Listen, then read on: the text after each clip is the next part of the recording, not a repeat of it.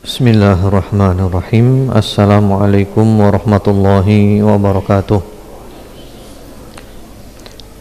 Innal hamdalillah nahmaduhu wa nasta'inuhu wa nastaghfiruh wa na'udzu billahi min shururi anfusina wa min sayyiati a'malina.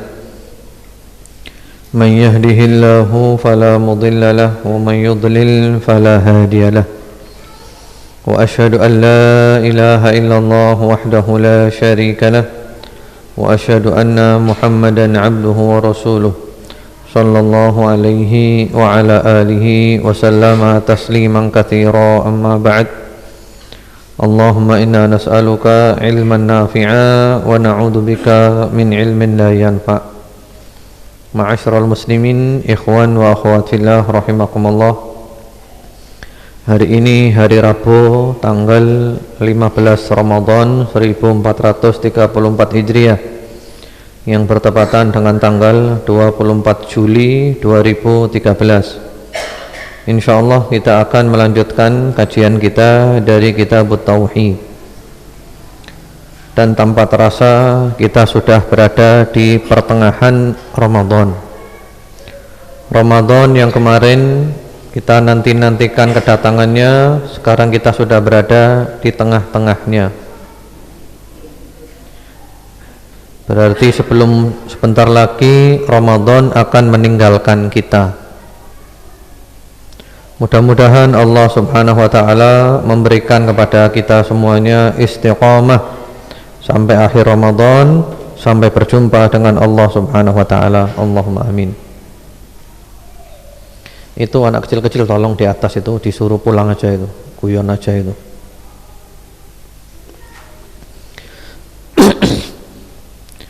Ya, sekarang kita masuk pada bab yang nomor ke-27.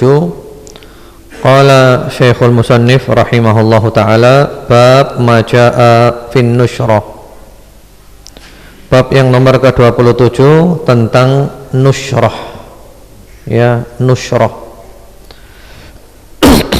Apa nusyrah itu? Nusyrah itu adalah cara mengobati orang yang kena sihir, atau cara mengobati orang yang kemasukan jin dan semisalnya. Bagaimana cara mengobatinya? Di sini nanti disebutkan dalil-dalil bahwasanya ada cara pengobatan yang boleh dan ada cara pengobatan yang dilarang. Jadi nusyrah itu adalah cara mengobati orang yang kena sihir atau orang kena jin, kemasukan jin, kesurupan dan semisalnya. An Jabirin radhiyallahu ta'ala anhu anna Rasulullah sallallahu alaihi wasallam su'ila 'anin nusyrah faqala hiya min amali syaitan, rawahu Ahmad bisanadin jayyid wa Abu Dawud. Wa qala su'ila Ahmad anha faqala Ibnu Mas'ud yakrahu hadha kullah. Jabir radhiyallahu ta'ala anhu meriwayatkan bahwasanya Rasulullah sallallahu alaihi wasallam ditanya tentang nusyrah. Beliau menjawab, hal itu termasuk perbuatan setan. Hadis riwayat Imam Ahmad dengan sanad jayyid dan juga Abu Dawud. Imam Ahmad ketika ditanya tentang nusyrah menjawab, Ibnu Mas'ud membenci itu semuanya. Ya. Jadi di sini yang dimaksud oleh Rasulullah sallallahu alaihi wasallam dan juga Ibnu Mas'ud nusyrah yang merupakan perbuatan setan dan dibenci, yaitu maksudnya adalah mengobati sihir dengan sihir. Ya, mengobati orang yang kena sihir dengan cara sihir juga. Mengobati orang yang kena santet, mengobatinya melalui jalan dukun. Ini yang dilarang. Kemudian setelah itu ada penjelasan-penjelasan lagi. Walil Bukhari an Qatadah qultu li ibnil Musayyab rajulun bihi tibbun aw yu'khad 'an imra'atihi ayuhallu 'anhu aw yunashshar qala la ba'sa bihi innama yuridu bihi al-islah fa amma ma yanfa' falam yunha 'anhu intaha. Diriwayatkan di dalam Sahih Al-Bukhari bahwasanya Qatadah menuturkan, aku bertanya kepada Ibnul Musayyab, yaitu Sa'id Ibnul Musayyab, sesungguhnya seseorang yang terkena sihir atau diguna-gunai tidak dapat menggauli istrinya, apa boleh disembuhkan dengan nushrah atau dengan cara lain? Ia menjawab, ya, yaitu Ibnul Musayyab, Sa'id Ibnul Musayyab menjawab, tidak apa-apa hukumnya, karena yang mereka inginkan hanyalah kebaikan dan menolak mudarat, sedangkan sesuatu yang bermanfaat itu tidak dilarang. Ya. Jadi ini Sa'id Ibnul Musayyab ditanya orang yang kena sihir, yang mana diantara bentuk sihir itu adalah seorang suami tidak bisa berhubungan dengan istrinya. Itu ada sihir seperti itu, ada ya. Jadi seorang suami itu diganggu dengan ilmu sihir sehingga dia tidak bisa jima' dengan istrinya. Nah, itu ditanya Sa'id Ibnul Musayyab, katanya tidak apa-apa. Jadi diobati dengan cara nusrah atau cara lain tidak apa-apa, niatnya adalah kebaikan bermanfaat. Nah, ini dijelaskan oleh para ulama, maksudnya adalah pengobatan ruqyah syar'iyah. Jadi bukan sihir diobati dengan sihir, tapi diobati dengan ruqyah syar'iyah. Nah, itu tidak apa-apa. Nanti ada penjelasan lengkap di akhirnya dari Ibnul Qayyim. Wa ruwiya 'anil Hasan annahu qala la yahillu as-sihra illa sahir. Ya.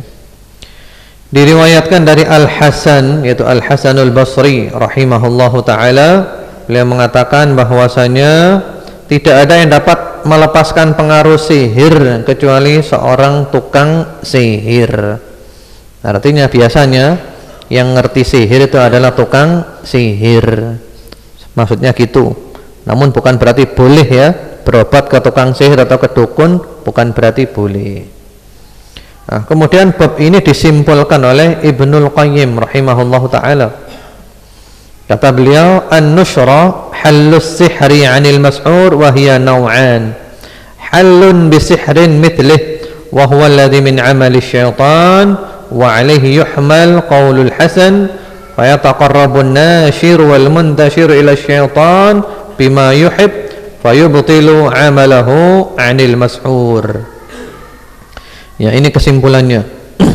Ibnul Qayyim rahimahullahu ta'ala menjelaskan nushrah ialah penyembuhan seseorang yang terkena sihir.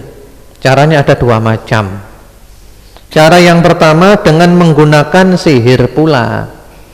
Jadi datang ke dukun untuk menyembuhkan dia dari daripada sihir yang diarahkan ke dia. Dan inilah yang termasuk perbuatan setan. Dan pendapat Al-Hasan tersebut dapat dikategorikan termasuk yang jenis ini. Karena orang yang menyembuhkan dan orang yang disembuhkan mengadakan pendekatan kepada setan dengan apa yang diinginkan oleh setan itu, sehingga dengan demikian perbuatan setan itu gagal memberi pengaruh terhadap orang yang terkena sihir itu. Nah, ini yang dilarang. Jadi mengobati sihir dengan sihir. Ada orang kena sihir, kena santet, kena dukun dan yang lainnya, dibawa ke dukun untuk menyembuhkan. Nah, ini dilarang. Ini perbuatannya setan. Walaupun seandainya bisa pun tetap dilarang. Ini adalah perbuatan setan dan ini mengarah kepada kesyirikan. Kemudian wathani an-nushrah birruqyah wat ta'awudzat wat ta'awat wal adwiyah al-mubahah fa hadza jaiz. Yang kedua, penyembuhan dengan cara ruqyah. ruqyah ya, bacaan-bacaan Al-Fatihah, ayat kursi ya. Kemudian juga ayat-ayat ta'awud ya, Al-Falaq, An-Nas. Kemudian juga dengan obat-obatan yang tidak ada pelanggaran di dalamnya atau doa-doa yang tidak ada penyimpangan, maka ini adalah boleh. Jadi kesimpulannya ada di kata-kata Ibnul Qayyim, cara mengobati orang kena sihir ada dua macam. Yang pertama yang terlarang, yang kedua yang boleh. Yang terlarang adalah mengobati sihir dengan sihir, tidak boleh. Yang boleh adalah mengobati sihir dengan ruqyah, dengan doa-doa yang tidak ada penyimpangan di dalamnya, dengan obat-obatan dan semisalnya. Hanya saja yang penting, ma'asyiral muslimin, ikhwan wa akhwat fillah rahimakumullah, kita jangan terburu-buru menghukumi seseorang kena sihir, karena kita sukanya gitu. Jadi ada orang gini sedikit, wah dia kena sihir. Jangan keburu-buru menghukumi orang kena sihir ya. Kecuali kalau sudah jelas-jelas ada bukti-bukti, misalnya ketika di ruqyah ada jinnya keluar berbicara, ngomong, nah baru kita bisa menentukan nanti. Jadi jangan terburu-buru kita menvonis, oh kena sihir dia, oh dia kena dukun, didukunkan. Belum, jangan terburu-buru, belum tentu. Dan kita juga tidak boleh takut ya, tidak boleh takut, karena kita sudah punya senjata dari Allah Subhanahu wa taala, zikir-zikir, wirid-wirid, doa-doa. Kita dekat dengan Allah lahir batin, jasmani, rohani. Insyaallah kita akan selamat dari semua itu. Insyaallah kita akan dijaga oleh Allah Subhanahu wa taala dari semua itu. Insyaallah mudah-mudahan bab ini jelas. Sekarang kita masuk bab yang baru, bab majaa fit tatayyur. Bab yang ke-28, hukum tatayyur. Tatayyur itu adalah merasa pesimis karena mendengar sesuatu atau melihat sesuatu, atau karena kejadian-kejadian tertentu yang menjadikan dia itu pesimis ya. Misalnya dia punya hajat, mau safar atau mau nikah atau yang lainnya ya, kemudian dia dengar ada burung hantu, atau mungkin ada orang ngomong omongannya tidak enak, atau mungkin ada gelas pecah di rumahnya. Nah, kemudian dia, waduh kayaknya ini pernikahan ini kayaknya tidak cocok ini, buktinya ada gelas pecah ini, buktinya. Itu namanya tatayyur ya, mendengar sesuatu atau melihat sesuatu sehingga dia tidak jadi melaksanakan hajatnya, padahal hajatnya adalah hajat yang baik, hajat yang syar'i. Kita baca dulu dalil-dalilnya, kemudian nanti kita bahas kesimpulannya. Wa qaulullahi ta'ala ala innama ta'iruhum 'indallah walakinna aktsarahum la ya'lamun. Firman Allah Subhanahu wa taala, ketahuilah sesungguhnya kesialan mereka itu adalah ketetapan dari Allah, akan tetapi kebanyakan mereka tidak mengetahui. Ini berkaitan dengan Fir'aun dan pengikut-pengikutnya.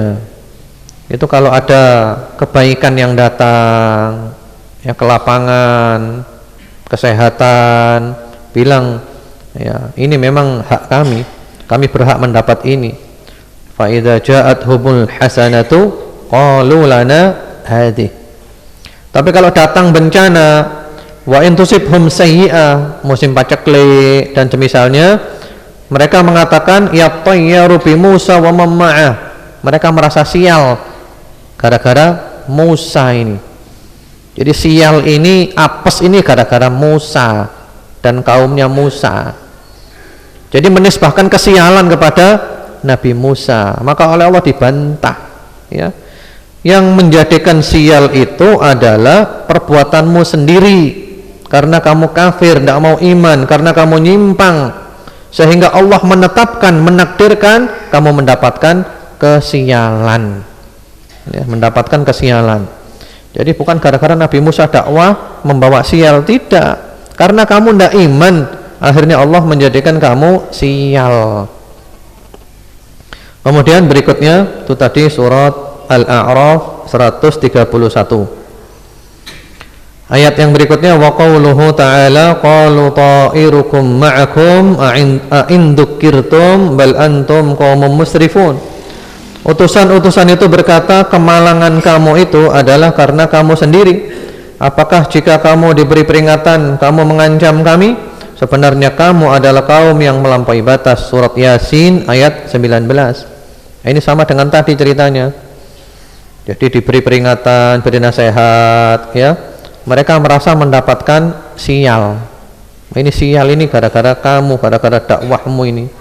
Lalu dibantah, enggak. Yang membuat kamu sial adalah dirimu sendiri, karena tidak mau iman, tidak mau tunduk, tidak mau patuh. Akhirnya Allah menetapkan, menakdirkan kamu sial. Ya, seperti itu. Maksudnya dua ayat ini hubungannya dengan bab tatayur adalah bahwasanya tatayur merupakan perbuatannya orang jahiliyah semenjak dahulu kala. Merasa sial, merasa pesimis karena melihat sesuatu, mendengar sesuatu dan semisalnya. Jadi ini sudah merupakan perbuatan orang-orang jahiliyah semenjak dahulu kala, dan ini dicela oleh Allah, ini dibenci oleh Allah. Dan nanti ada keterangan-keterangan dari Rasulullah sallallahu alaihi wasallam bahwa ini adalah dilarang dan ini adalah termasuk daripada syirik. Lalu di situ dibawakan hadis an Abi Hurairah radhiyallahu taala anhu anna Rasulullah sallallahu alaihi wasallam qala la adwa wa la tirata wa la hamata wa la safar za akhrajahu zada Muslim wala nau'a wala ghula. Dari sahabat Abu Hurairah radhiyallahu taala anhu, beliau menuturkan bahwasanya Rasulullah sallallahu alaihi wasallam bersabda, tidak ada adwa, tidak ada juga tiarah, tidak ada juga hamah, tidak ada juga shofar. Hadis riwayat Al-Bukhari dan Muslim rahimahumallahu taala. Dalam salah satu riwayat Muslim ada tambahan, tidak ada juga nau dan tidak ada juga ghul. Ya, itu di catatan kakinya sudah ada lengkap di catatan kakinya ya. Yang pertama-tama tidak ada adwa. Adwa itu penularan penyakit atau penjangkitan penyakit. Maksudnya di sini ya, penyakit itu tidak bisa menular dengan sendirinya sebagaimana anggapan orang-orang jahiliyah atau sebagian manusia bahwa penyakit bisa menular dengan sendirinya, dibantah. Tidak, penyakit tidak bisa menular dengan sendirinya. Seandainya pun ada penyakit yang menular, maka yang menjadikan penyakit itu menular dan dia tertular adalah Allah, kehendak Allah, takdirnya Allah. Jadi bukan penyakit menular dengan sendirinya.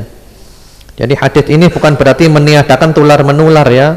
Tular menular itu ada, tapi bukan dengan sendirinya, tetap dengan kehendak Allah Subhanahu wa taala.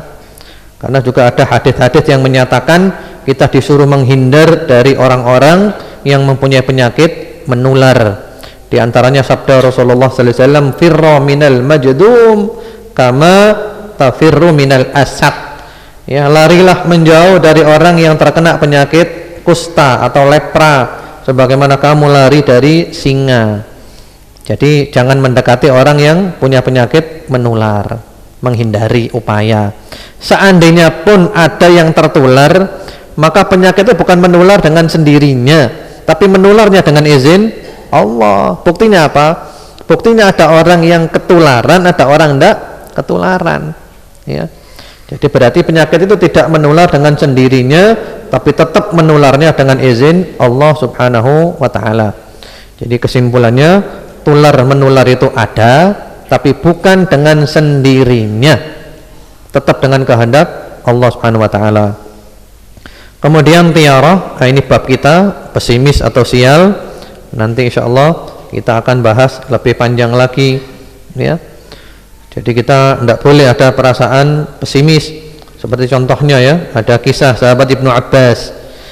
Ada satu orang ketika itu di sampingnya Ibnu Abbas ada burung berkicau atau burung mengeluarkan suaranya. Ya, lalu orang ini mengatakan khair, insyaallah, mudah-mudahan khair, mudah-mudahan tidak ada apa-apa, mudah-mudahan tidak ada apa-apa. Oleh Ibnu Abbas dibantah. Kata Ibnu Abbas, ya, la khair wala syar. Enggak ada khair, enggak ada syar. Yang burung, enggak ada pengaruhnya kepada kebaikan dan keburukan. Kemudian juga salah seorang salafus saleh yang lain, Tawus, ya, ada orang mendengar suara burung gagak, lalu dia mengatakan khair, mudah-mudahan baik, mudah-mudahan tidak ada apa-apa, oleh Tawus dibantah. Wa ayyu khairin inda hada, apa maksudnya? Tidak ada baik, tidak ada buruk, suaranya burung saja. Kita tidak boleh tatoyur, merasa pesimis gara-gara mendengar suaranya burung, karena bisa merusak akidah. Kemudian hamah, tidak pula ada hamah. Seterusnya diterangkan ya, hamah itu burung hantu. Jadi kalau ada burung hantu di rumah mengeluarkan suara, itu biasanya orang punya keyakinan, ini berarti mau ada orang yang mati, atau mungkin saya mau mati. Itu tidak ada. Itu adalah kebiasaan orang jahiliyah. Itu diantara maknanya. Ada juga makna yang lain, bahwasanya burung hantu itu merupakan jelmaan dari tulangnya orang mati, atau dari rohnya orang mati. Jadi orang mati rohnya jadi burung hantu. Tidak ada. Itu adalah kebiasaan orang jahiliyah. Jadi tidak ada merasa sial, ya, merasa mau mati, atau ada orang mau mati gara-gara dengar burung hantu. Bukan pula burung hantu adalah merupakan jelmaan dari tulangnya orang mati atau ruhnya orang yang sudah mati. Tidak ada, itu jahiliyah. Kemudian wala sofar, tidak ada sofar. Sofar, nah ini juga orang jahiliyah punya keyakinan bulan sofar adalah bulan datangnya bencana. Wah, banyak hadisnya, tapi semua hadisnya tidak ada yang sahih, bahkan palsu hadisnya yang menyatakan bulan sofar adalah bulan turunnya bencana. Sekian ratus ribu bencana turun pada bulan sofar, sehingga kalau bulan sofar takut, sehingga di tanggalan ditulis sofarul khair, sofar yang penuh dengan kebaikan. Tidak ada. Sofar sama dengan bulan-bulan lain, ya, bulan kedua kan sofar namanya, Muharram, Sofar, Rabiul Awal, Rabiul Tsani, dan seterusnya. Tidak ada. Semua bulan adalah baik selama kita taat kepada Allah Subhanahu wa taala. Kalau kita maksiat, semuanya tidak baik. Jadi tidak ada bencana bulan sofar adalah bulan sial. Tidak ada. Nah, itu kebiasaan jahiliyah. Sehingga mengadakan acara Rebo Wekasan, Rebo terakhir dari bulan sofar, mengadakan sholat ini, sholat itu, tolak balak, macam-macam, ya, tolak balak. Jadi ada doa, ini sekedar intermezzo, boleh kan ya? Jadi ada orang cerita zaman dulu itu ada orang minta-minta, tapi necis ya, pakaiannya necis, minta-minta, bawa apa? Bawa emas. Ya, gini datang. Ya, dia mengatakan as-sadaqatu khamsa rubbiyah wa tala' bala' 10 rubbiyah. Ya. Jadi dia minta tapi dengan gaya bahasa model-model difasih-fasihkan kayak bahasa Arab. Kalau sedekah biasa ya 5 rupiah. Kalau tala' bala' ya 10 rupiah. Jadi milih mana? Sedekah biasa atau tolak balak? Ya enggak ada ya gitu-gitu. Jadi bulan Safar itu tidak ada hubungannya dengan kesialan dan yang lainnya, dan itu adalah kebiasaan orang jahiliyah, dan Islam datang berantas itu. Kemudian di dalam riwayat yang lainnya, nau, apa itu nau? Diterangkan di situ nau adalah bintang, menisbahkan turunnya hujan kepada bintang. Nah, nanti ada bab khusus membahas ini. Kemudian ghul itu adalah hantu, atau kalau istilah kita itu gendruwo. Tidak ada hantu atau gendruwo, bukan berarti gendruwo atau hantu itu tidak ada. Maksudnya jangan takut kepada hantu atau gendruwo, jangan takut. Karena memang hantu atau gendruwo itu ada, istilahnya itu jin-jin yang jahat yang suka ganggu, itu ada. Tapi kita tidak boleh takut, tidak boleh takut kita ya, tidak boleh takut.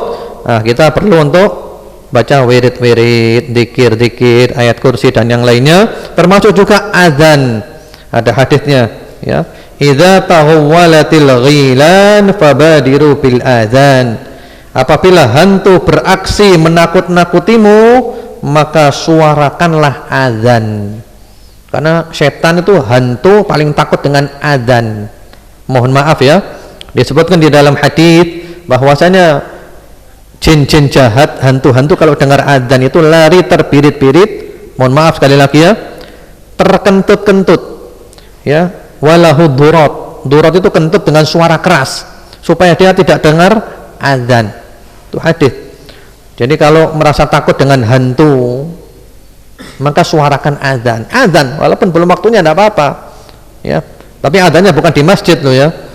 Di mana di waktunya sholat itu orang-orang datang. Jadi di rumah ada hantu misalnya azan aja, Allahu Akbar, Allahu Akbar, Allahu Akbar, Allahu Akbar, lari dia, lari takut dia dengan azan. Jadi begitu. Jadi bukan berarti hantu tidak ada, tapi kita harus melawannya dengan cara-cara yang diajarkan oleh Rasulullah sallallahu alaihi wasallam, di antaranya dengan menyuarakan azan, berzikir kepada Allah dan doa-doa yang lain.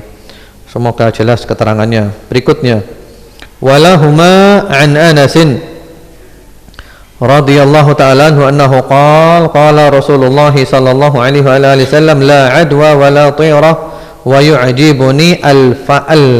Qala wa mal fa'al? Qala al-kalimah at-tayyibah. Ya. Jadi kata Rasulullah sallallahu alaihi wasallam, diriwayatkan oleh Bukhari Muslim melalui jalan sahabat Anas, Rasulullah sallallahu alaihi wasallam bersabda, kata beliau, tidak ada adwa dan tiarah, dan tadi telah diterangkan. Tetapi aku kagum, suka kepada al-fa'al. Al-fa'al itu optimis. Para sahabat bertanya, apa itu fa'al ya Rasulullah? Beliau menjawab, yaitu kalimat thayyibah, kata-kata yang baik. Jadi al-fa'al ini kebalikan daripada at-tatayyur, daripada tiara, daripada tatayyur. Kalau tatayyur itu kan merasa pesimis gara-gara mendengar atau melihat sesuatu. Kalau fa'al ini adalah perasaan optimis karena mendengar atau melihat sesuatu, dan ini boleh. Ini boleh. Karena apa? Karena ini al-fa'al ini bisa menjadikan kita tambah semangat hidup. Menjadikan kita tambah semangat hidup ya. Dan ini juga dicontohkan oleh Nabi Muhammad sallallahu alaihi wa ala alihi wasallam. Ya, dicontohkan, disebutkan di dalam riwayat, pernah Nabi Muhammad sallallahu alaihi wasallam mendengar ya, ada seorang sahabat yang datang namanya Suhail bin Amr. Itu waktu perjanjian Hudaybiyah, dalam keadaan genting datang seorang sahabat bernama Suhail bin Amr. Suhail itu artinya adalah mudah. Suhail artinya mudah. Datang seorang sahabat namanya Suhail. Kata Rasulullah sallallahu alaihi wasallam, sahula amrukum, berarti urusan kita bakal mudah ini. Nah, ini tidak apa-apa ya. Atau misalnya ada orang sakit, lalu dia dengar satu orang manggil temannya, hei Salim, Salim. Salim itu artinya orang yang selamat. Wah, berarti saya mau selamat ya. Atau kalau bahasa Indonesia, ada orang sakit, lalu dia dengar ada temannya manggil, Pak Selamat, Pak Selamat. Oh, saya berarti mau selamat ini. Nah, itu tidak apa-apa. Ini namanya adalah fa'al, optimis. Dan ini menambah kita kuat, menambah kita tambah semangat. Nah, itulah yang namanya tauhid. Kita tambah kuat, kita tambah semangat. Nah, kalau tatayyur kita menjadi pesimis, ya down, patah semangat. Ah, itu syirik, tidak boleh. Orang Islam harus semangat. Dan itu disukai oleh Rasulullah sallallahu alaihi wasallam ya, al-fa'al. Al-fa'al. Kemudian berikutnya lagi, wali Abi Dawud bi sanadin sahih an Uqbah bin Amir annahu qala dzukiratit tiyaratu 'inda Rasulillah sallallahu alaihi wasallam faqala ahsanuha al-fa'l wa la taruddu musliman fa idza ra'a ahadukum ma yakrah falyaqul Allahumma la ya'ti bil hasanati illa anta wa la yadfa'u as-sayyi'ati illa anta wa la haula wa la quwwata illa bika. Ya. Abu Dawud meriwayatkan dengan sanad sahih dari Uqbah bin Amir, diterangkan di syarahnya, yang benar adalah Urwah bin Amir. Jadi yang benar bukan Uqbah bin Amir tapi Urwah bin Amir radhiyallahu ta'ala anhu. Dia berkata, tiarah disebut-sebut di hadapan Rasulullah sallallahu alaihi wasallam, maka beliau bersabda, yang paling baik adalah fa'al. Yang paling baik adalah fa'al. Tadi ya, optimis tadi itu. Dan tiarah tersebut tidak boleh menggagalkan seorang muslim dari niatnya. Apabila salah seorang di antara kamu melihat sesuatu yang diinginkannya, yang tidak diinginkannya, maka hendaklah berdoa.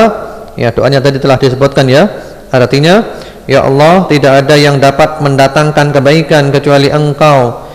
Tiada yang dapat menolak keburukan kecuali Engkau, dan tiada daya serta kekuatan kecuali dengan pertolongan-Mu. Ya. Jadi jangan sampai kita mau punya hajat yang baik atau mau safar atau yang lainnya, tidak jadi berangkat gara-gara tatoyur, mendengar atau melihat sesuatu, atau mungkin kita kesandung. Kan kita sukanya gitu ya, sukanya nggatuk-nggatukkan. Jadi mungkin mau safar dengan keluarga ke Jakarta untuk menyambung tali silaturahim. Ini safar baik atau tidak? Safar yang baik 100%. Menyambung tali silaturahim, ya. Setelah rencana itu matang, ya,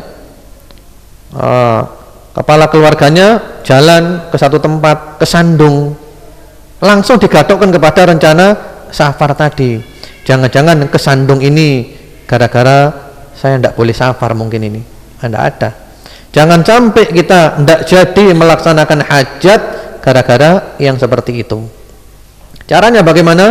Caranya kuatkan hati, berangkat terus baca doanya tadi itu. Allahumma la ya'ti bil hasanati illa anta, wa la yadfa'u sayyi'at illa anta, wa la haula wa la quwata illa bika. Berangkat terus. Ya. Jadi jangan sampai tidak jadi berangkat gara-gara tatoyur. Selanjutnya, wa an Ibnu Mas'udin marfu'an at-tiyaratu syirkun, at-tiyaratu syirkun.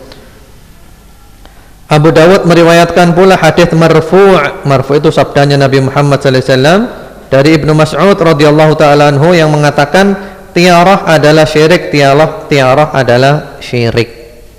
Itu disebutkan dalam syarahnya. Ibnu Mas'ud mengucapkan itu 3 kali.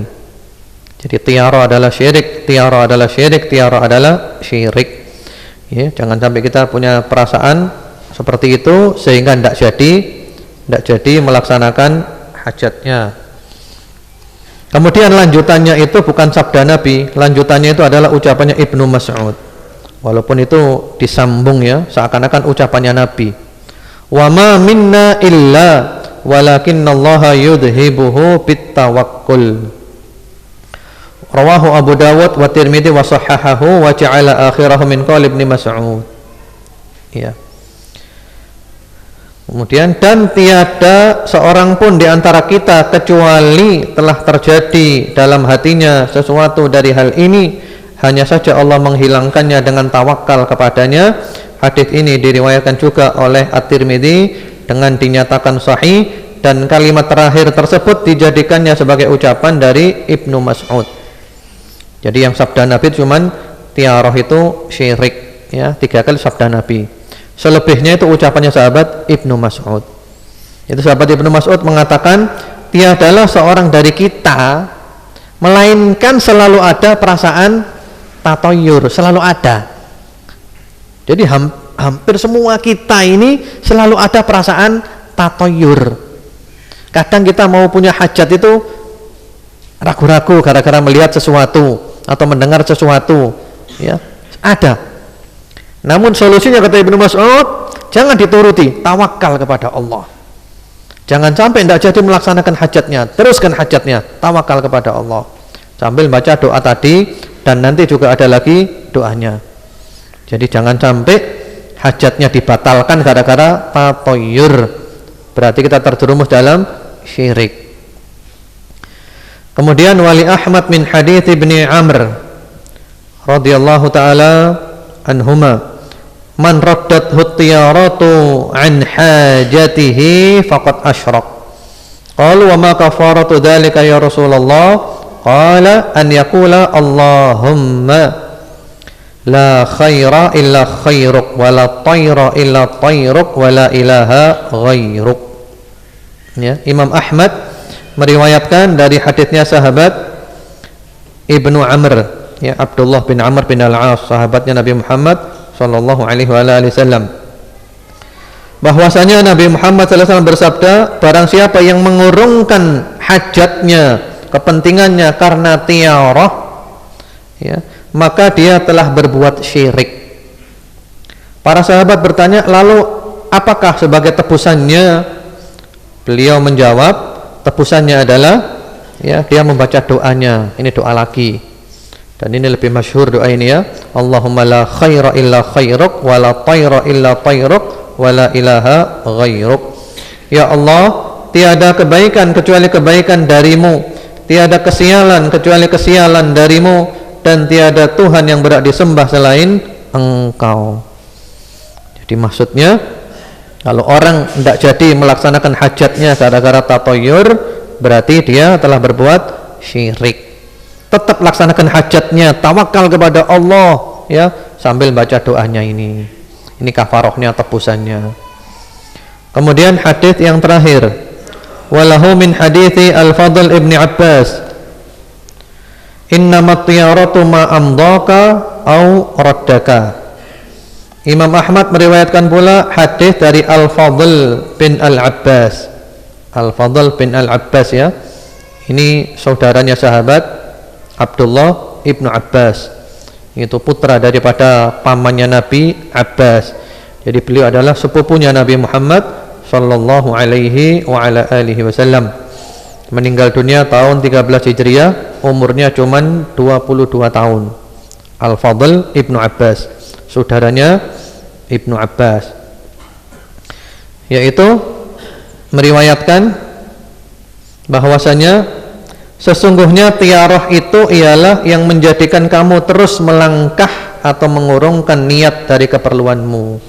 Nah, ini batasan orang dikatakan terjerumus dalam tatayur yang syirik atau tidak adalah terus melaksanakan hajatnya atau membatalkannya. Kalau dia terus melaksanakan hajatnya, dia bebas dari kesyirikan. Kalau membatalkan tidak jadi, dia terjerumus dalam kesyirikan. Jadi ini namanya adalah tatayyur, ya. Ini apa namanya? Batasan daripada tatayyur, dan ini sabda Rasulullah sallallahu alaihi wasallam.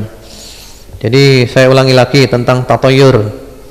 Jadi tatayyur itu merasa pesimis atau sial gara-gara macam-macam, bisa gara-gara burung, melihat burung hantu atau yang lainnya, atau melepas burung, kalau terbang ke kanan hajatnya dilaksanakan, kalau terbang ke kiri tidak jadi dilaksanakan, itu tatoyur. Atau juga karena mendengar nama-nama tertentu dia menjadi pesimis, ya. Atau juga karena tempat ini tempat yang sial, tidak ada. Atau juga karena angka 13 adalah angka yang sial. Atau karena hari apa biasanya sial menurut masyarakat? Hari Selasa, hari sial, tidak ada. Itu adalah tatoyur semuanya, tidak ada dalam Islam. Semua hari, semua tempat, semua angka adalah baik selama kita taat kepada Allah Subhanahu wa taala, dan menjadi tidak baik kalau kita maksiat kepada Allah Subhanahu wa taala. Itu tatoyur. Adapun kalau fa'al kebalikannya, dan ini boleh. Kita menjadi optimis karena mendengar sesuatu, melihat sesuatu, itu boleh. Ini menjadi kita tambah semangat, dan itulah yang namanya tauhid, ya. Jadi contohnya adalah seseorang misalnya mau safar atau mau nikah atau mau mengadakan transaksi apapun, ya, kebaikan, baik syar'i.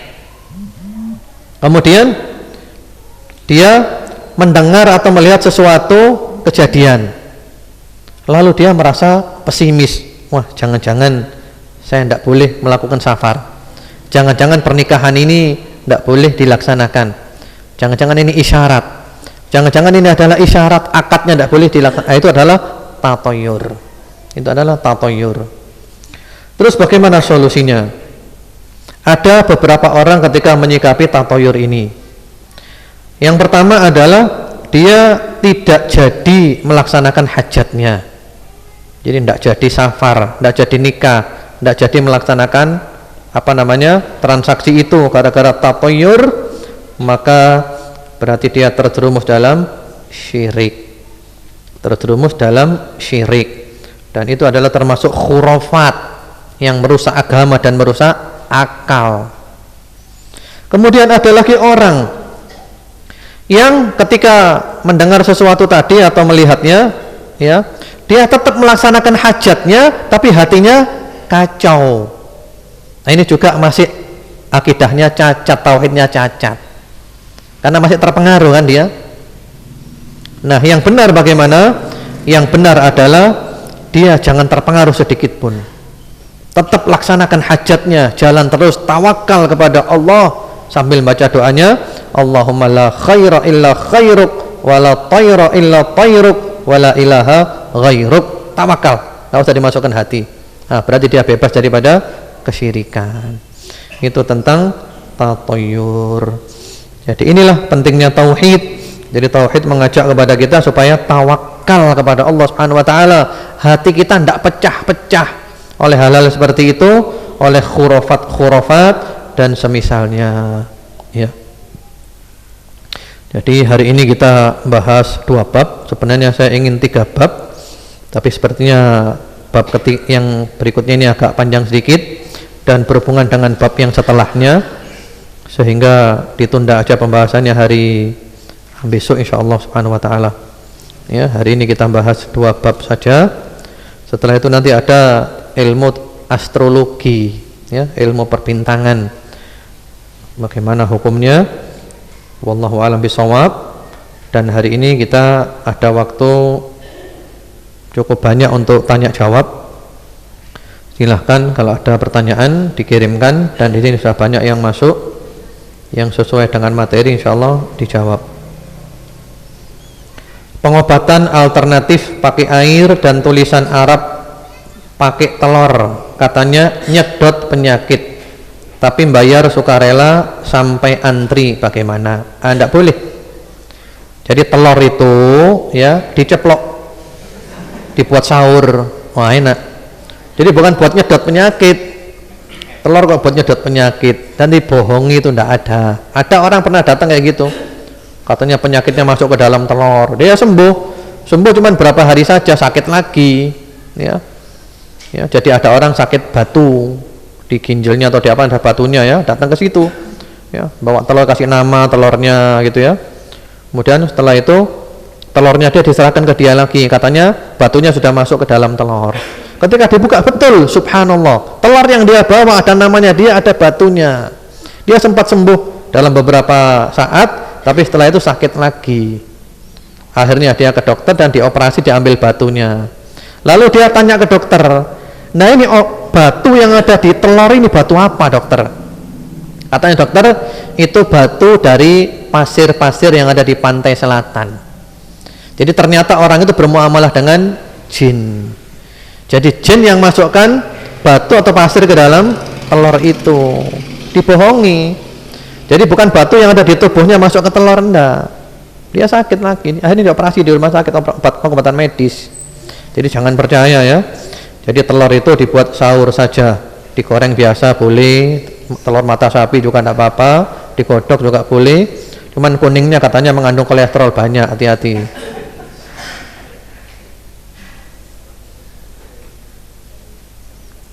Ustadz, bagaimana hukum sihir putih yang katanya untuk kebaikan, dan juga santet yang katanya juga bisa untuk kebaikan, misalnya menyantet musuh dalam peperangan? Itu santetan aja orang-orang Yahudi di Israel sana, bisa tidak nyantet orang Yahudi. Jadi tidak boleh, ya. Sihir putih itu tidak ada, semua sihir itu hitam. Jangan terpengaruh dengan istilah black magic dan white magic, tidak ada, ya. Semua sihir itu jelek, tidak ada sihir yang baik. Yang baik itu adalah ruqyah syar'iyah, namanya, bukan sihir. Kemudian nyantet musuh dalam peperangan, enggak. Ngamalkan santet aja enggak boleh. Bermuamalah dengan jin, ya, dukun dan tukang santet itu biasanya dengan cara-cara yang menyimpang. Memang ada muamalah dengan jin yang boleh, seperti Nabi Sulaiman menundukkan jin tanpa syarat untuk kebaikan, enggak apa-apa. Tapi kalau kebanyakan orang sekarang menundukkan jin dengan syarat, ada tumbalnya, Ada tumbalnya mesti. Yaitu tumbalnya selalu dia melakukan penyimpangan. Di antara yang boleh juga pernah dipraktekkan oleh orang zaman sekarang, ya, Samahatus Syekh Abdul Aziz bin Abdullah bin Baz rahimahullahu taala, beliau pernah meruqyah seorang yang kemasukan jin, diruqyah. Setelah diruqyah, jin itu ngomong, ya, jinnya ngomong dari daerah sana macam-macam lah cerita-cerita, dan jinnya jin kafir. Jinnya waktu itu kalau tidak salah Hindu atau Buddha. Lalu oleh Syekh bin Baz, jinnya diajak ngomong, dinasehati, ya, dinasehati, kemudian jinnya diajak masuk Islam, terus sampai akhirnya jinnya mau masuk Islam. Setelah jinnya masuk Islam, mengucapkan syahadat, oleh Syekh bin Baz nasehati, tidak boleh ganggu orang, kamu dosa ganggu orang kayak gini, keluarlah gini. Sampai subhanallah jinnya mau nurut, mau keluar. Kemudian Syekh bin Baz pesan, ketika kamu nanti keluar, kamu kembali ke teman-temanmu, kamu dakwahi teman-temanmu supaya teman-teman mau masuk ke dalam Islam. Nah, tidak apa-apa kayak gini. Jadi bermuamalah dengan jin tanpa syarat dan untuk kebaikan. Tapi kalau santet-santet tidak boleh, ya. Seperti itu. Ustadz, apa kriteria yang disebut dukun? Apakah orang yang suka membuat azimat sikap mengisi keris cincin dengan khodam jin atau malaikat itu bisa disebut dukun? Ini dukun nemen, walaupun tidak pakai baju hitam, walaupun tidak pakai belangkon, ya, kan istilahnya kita dukun identik dengan baju hitam, dengan apa, batik, dengan belangkon. Enggak, bisa juga pakaian-pakaian kayak agama-agama gini, ya, seperti itu. Jadi itu dukun, ya, yang mengaku tahu yang gaib, bisa tahu barang-barang hilang di mana tempatnya, ya, apalagi gini-gini ngisi-ngisi keris cincin khodam jin, khodam malaikat lagi. Wah, hebat ini, lebih hebat dari Nabi ini, khodamnya malaikat, tidak main-main loh ini, ya. Ini bohong semuanya, ya, itu cari duit saja itu. Bagaimana dengan orang yang kena sihir berobat kepada orang yang katanya punya jin atau kerjasama dengan jin, tapi orangnya sholat dan banyak memberi doa-doa termasuk ayat kursi? Dilihat dulu, ya, karena kebanyakan orang yang bermuamalah dengan jin walaupun sholat, walaupun puasa, itu ada penyimpangan, ada tumbalnya, mesti ada tumbalnya, tidak benar, dan kebanyakan tidak benar, ya, kebanyakan tidak benar. Kalau memang ada orang bermuamalah dengan jin tanpa syarat tadi, ya, jin tunduk kepada dia tanpa syarat untuk kebaikan, kalau ada kayak gitu boleh, kalau ada. Tapi apakah sekarang ini ada? Jadi bukan berarti kalau dia sholat, ya, bacaannya ayat kursi tidak apa-apa, enggak. Ya, sekali lagi, biasanya orang bermuamalah dengan jin itu pakai tumbal, ada tumbalnya, ada syaratnya, dan itu selalu nyimpang, ya.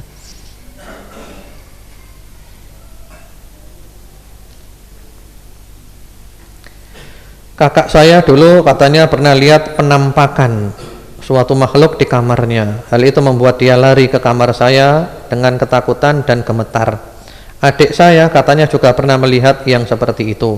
Apa yang dilihat itu jin yang menjelma jadi makhluk menakutkan, dan apa yang menyebabkan mereka dinampaki seperti itu. Ya, waalaikumsalam warahmatullahi wabarakatuh. Ini ada salamnya. Kalau jin dalam bentuk asli tidak bisa dilihat, itu ayat Al-Quran, innahu yarakum huwa wa qabiluhu min haitsu la tarawnahum. Jadi jin bisa lihat kita tidak bisa lihat jin. Tapi kalau jin menjelma, itu memang kita bisa melihatnya, menjelma jadi manusia, menjelma jadi ular biasanya, yang sering menjelma jadi ular, bisa lihat. Tapi kalau dalam bentuk asli tidak mungkin bisa lihat. Dan kita jangan takut. Kalau kita tidak takut, itu jinnya yang takut sama kita. Tapi kalau kita takut, nah itu jinnya tambah menjadi-jadi. Seperti yang kemarin kita bahas kan di surat Al-Jin, ya, seperti itu. Ini ada cerita. Kita ambil aja hikmahnya, ya, ceritanya, ya. Ada kan istilahnya itu kuntilanak, ya, kuntilanak. Bahasa Jawanya itu wewe gombel, iya kan? Jadi di perjalanan katanya, ini konon katanya, ya, itu perjalanan di Jawa Tengah sana, di sana kan ada alas roban namanya, angker katanya. Orang-orang kalau lewat itu takut semuanya, ngebut selalu lewat sana. Di pinggir sana ada seorang perempuan cantik. Semuanya orang tahu kalau ini adalah kuntilanak, ya, wewe gombel. Jadi semuanya lewat itu cepat, takut. Ada satu orang ketika lewat itu tidak takut. Dia pikir ini perempuan cantik, saya berhenti aja, jangan disia-siakan, eman ini. Akhirnya dia turun ke sana. Lah kuntilanaknya heran, orang ini kok tidak takut gitu. Akhirnya kuntilanaknya bilang, "Tuan, saya kuntilanak, Tuan." Iya, belum kuntilanak dulu. Apa namanya? Oh ya, dia bilang gitu, "Tuan, saya kuntilanak, Tuan." Oh, nama bagus. Dikit takut, tidak takut ya, ini nama bagus ini.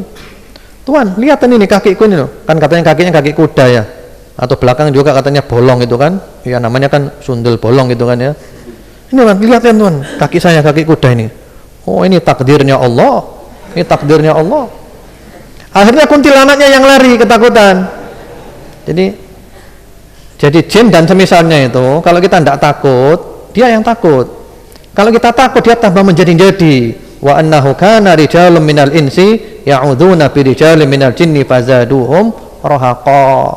Yang penting kita juga punya amalan, bukan bonek ya. Jadi kita berani tapi punya amalan, baca ayat kursi, tawakkal 'ala Allah, bismillah, pasrah total, dirangkul tak rangkul, dicakot tak cakot, wis ngono ae wis. Jine wedi dikono. Ya. Wis bismillah, pasrah sudah. Apa sing dadi wis ayo tukaran. Jine melaju kalau gitu. Tapi kalau kita sudah down dulu, tambah jadi.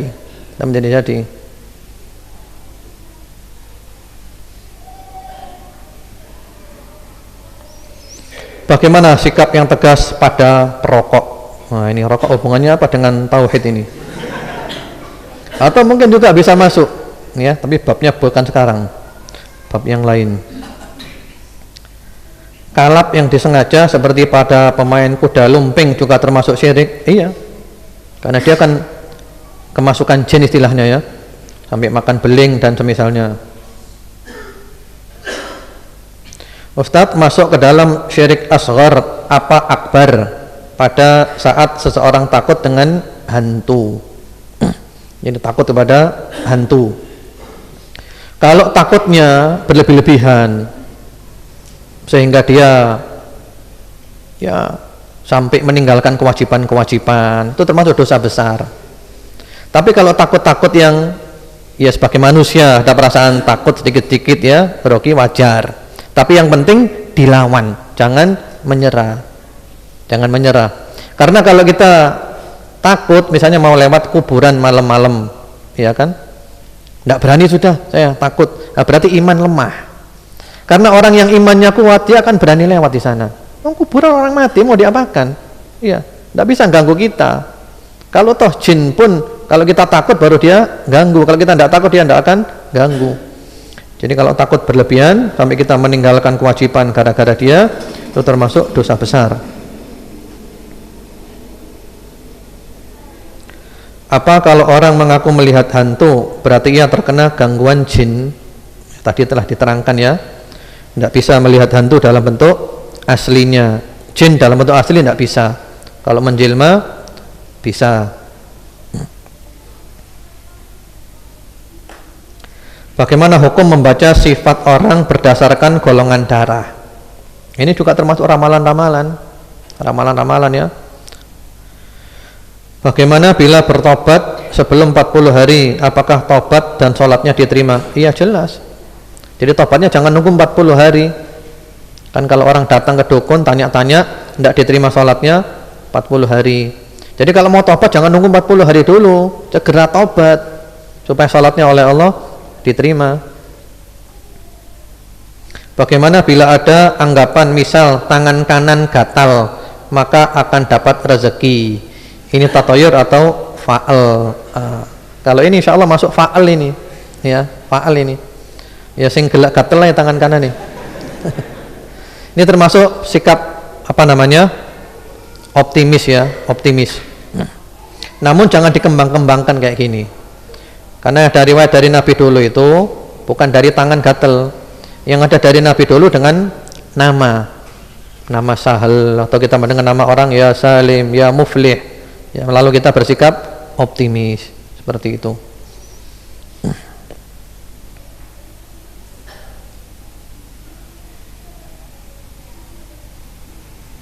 Bagaimana kalau ada orang ketika mendengarkan suara burung tertentu namun tidak bersikap pesimis melainkan diganti dengan sikap optimis, apakah ini boleh? Nah, ini juga tidak ada dasar. Dasarnya apa? Kalau Nabi tadi faal kan ada dasarnya kan. Ada orang namanya Suhel, berarti urusannya akan mudah. Ada orang namanya Salim, berarti akan selamat. Ada orang namanya Muflih, berarti akan sukses. Lah kalau burung itu hubungannya apa dengan pesimis atau optimis? Termasuk juga gatal tadi itu hubungannya apa? Kayaknya terlalu dipaksa-paksakan, akhirnya kita jadi ngarang-ngarang nanti.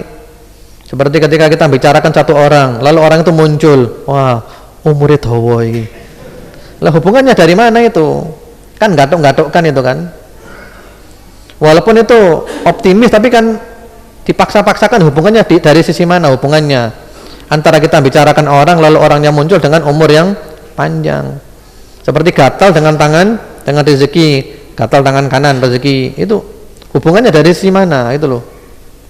Ya, jadi jangan diperlebar. Nanti akhirnya tidak karu-karuan nanti. Bagaimana dengan mimpi-mimpi?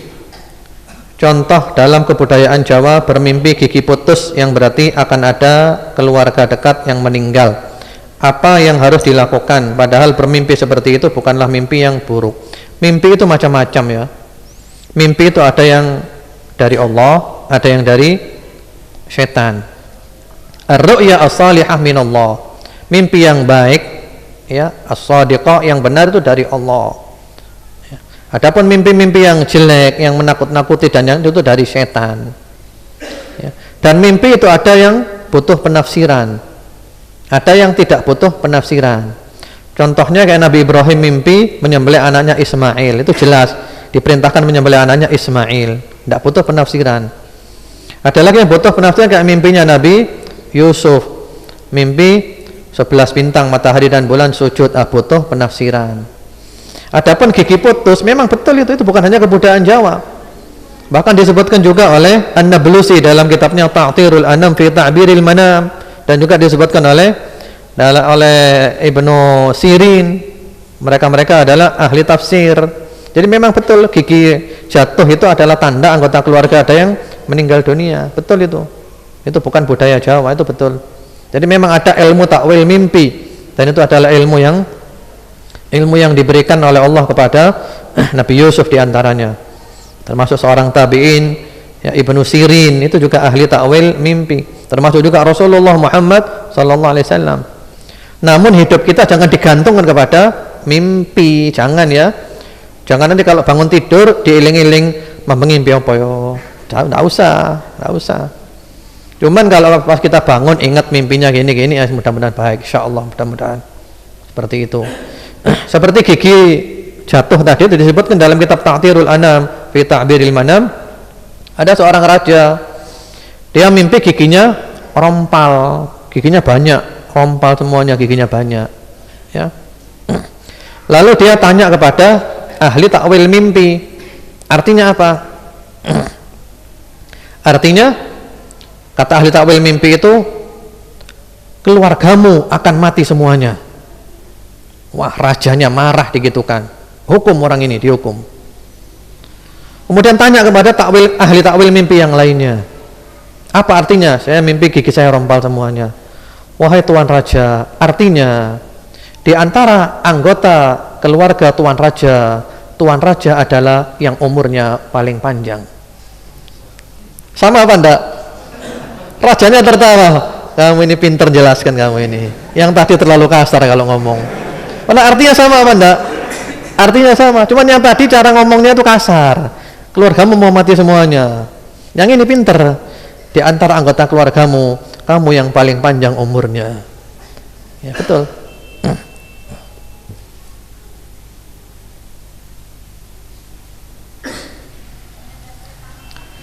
Ustadz, ada kebiasaan dalam masyarakat menunda pernikahan karena ada keluarga yang meninggal, apa ini termasuk tatoyur? Iya, tatoyur sekali. Jadi tidak ada ya. Jadi kalau ada keluarga meninggal ditunggu setahun dulu, atau malah dinikahkan di depan jenazahnya, tidak ada itu, tidak ada ya. Jadi ada orang meninggal dunia tadi pagi, sorenya nikah, tidak apa-apa. Habis ngubur nikah, itu tidak apa-apa. Dalam Islam tidak apa-apa, tidak harus nunggu setahun dulu. Atau juga misalnya keyakinan kalau adiknya nikah dulu ngelangkai kakaknya, maka kakaknya nanti tidak laku, ya gak payu. Itu juga tatoyur, tidak ada. Jodoh di tangan Allah. Yang ketemu jodoh adiknya dulu, nikah dulu adiknya, masa nunggu kakaknya dulu. Bagaimana jika kita hendak bepergian kemudian mendadak hujan deras dan kejadian itu hampir selalu berulang? Kemudian orang tersebut mengatakan mungkin Allah tidak mengizinkan saya berangkat. Akhirnya orang ini batal pergi. Apakah termasuk tatoyur? Ya inilah tatoyur namanya. Lah Anda tahunya dari mana hubungannya hujan dengan mungkin Allah melarang kita berangkat? Tidak ada. Ini namanya tatoyur ya. Selama hajatnya adalah hajat yang baik syar'i, laksanakan. Hujan ya pakai payung, pakai jas hujan. Ana mau tanya tentang adzan untuk mengusir jin, apakah tidak terkena perkara mengada-ada kalau kita adzan tidak pada tempatnya hanya untuk mengusir jin? Ya. Loh, tadi yang nyuruh siapa? Yang nyuruh Rasulullah sallallahu alaihi wasallam. Hadis tadi itu, idza taghawwalatil ghilan fabadiru bil adzan.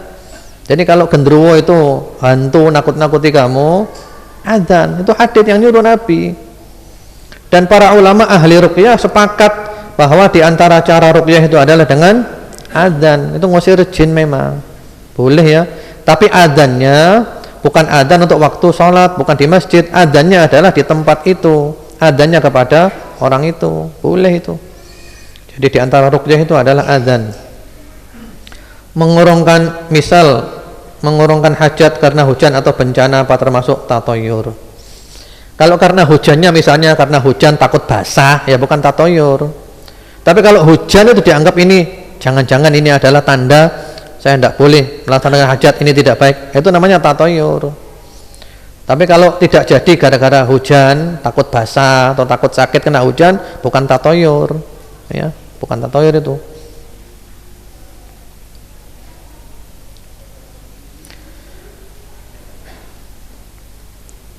Ustadz, untuk mengetahui ciri-ciri dukun itu bagaimana? Saya pernah berobat alternatif dan dikasih air putih yang diberi kertas bertuliskan Al-Fatihah. Apakah beliau termasuk dukun?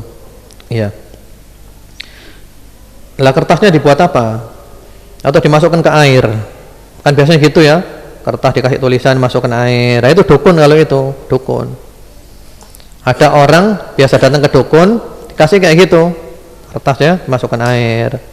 Suatu hari dukunnya tidak ada. Ini orangnya orang awam sekali. Dia datang ke dokter. Oleh dokter dikasih resep. Subhanallah, sama dia resepnya dimasukkan air, diminum, sembuh. Karena keyakinannya dia sugesti. Jadi kalau adapun air dikasih bacaan itu boleh ya. Baca di air Al-Fatihah itu boleh, tidak apa-apa. Boleh, tidak apa-apa. Apalagi airnya air Zam-zam lebih mustajab lagi ya, dibacakan boleh itu ya, itu namanya ruqyah syar'iyah. Tapi kita jangan berlebih-lebihan, nanti ada pengajian di sini semuanya bawa air ya, taruh di depan sini airnya, nanti pulang dibawa pulang semuanya, itu berlebih-lebihan, itu kebablasan itu.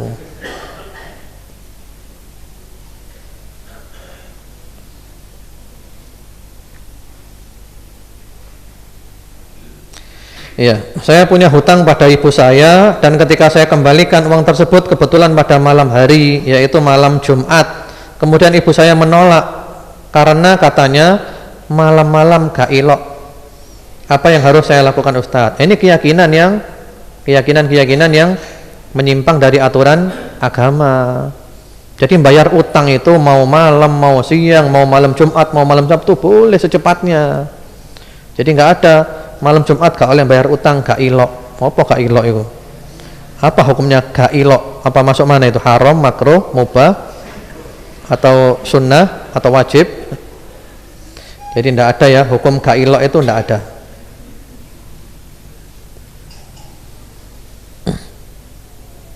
Memiliki firasat tertentu dan mengkhawatirkan apa sama dengan tatoyur.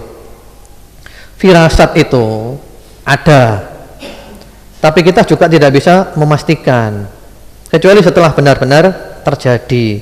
Firasat itu ada hadits sanadnya hasan, sabda Rasulullah sallallahu alaihi wasallam, ittaqu firasatal mu'min fa innahu yanzuru bi nurillah. Takutlah kamu kepada firasatnya orang yang beriman, karena dia bisa melihat dengan cahaya dari Allah. Tapi firasat ini kita tidak tahu kecuali setelah terjadi. Kalau belum terjadi, kita masih menduga-duga. Mungkin ini bisikan dari malaikat, mungkin juga dari setan, kita tidak tahu. Setelah terjadi baru tahu, oh, firasat saya benar-benar terbukti.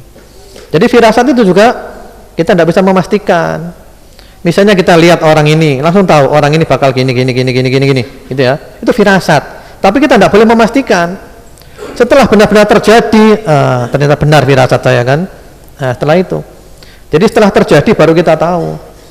Karena kalau kita memastikan, kita tidak bisa bedakan antara ini bisikan malaikat dengan bisikan setan. Tidak bisa bedakan, repot nanti, rancu. Antara ini cahaya dari Allah dengan ini kegelapan dari setan.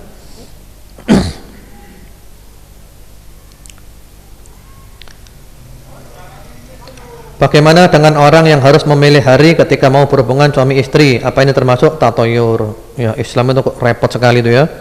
Diatur harinya hari ini, tanggal sekian. Kalau kepingin anaknya jadi hafidhah, itu harinya hari apa, jamnya jam sekian, itu tidak ada dalam Islam gitu-gitu itu. Ya, tidak ada gitu-gitu dalam Islam. Semua hari adalah baik. Memang ada juga beberapa hadis yang difahami oleh para ulama bahwa disunnahkan hubungan suami istri pada hari Jumat. Seperti itu memang ada. Demikian, ini masih banyak yang belum terjawab. Mohon dimaafkan, waktunya sudah habis. Insyaallah mudah-mudahan waktu lain bisa terjawab. Semoga kajian kita ini bermanfaat. Allah menjadikan kita istiqamah dan umur kita ditutup dengan husnul khotimah. Subhanakallahumma bihamdika asyhadu an la ilaha illa anta astaghfiruka wa atubu ilaik. Assalamualaikum warahmatullahi wabarakatuh.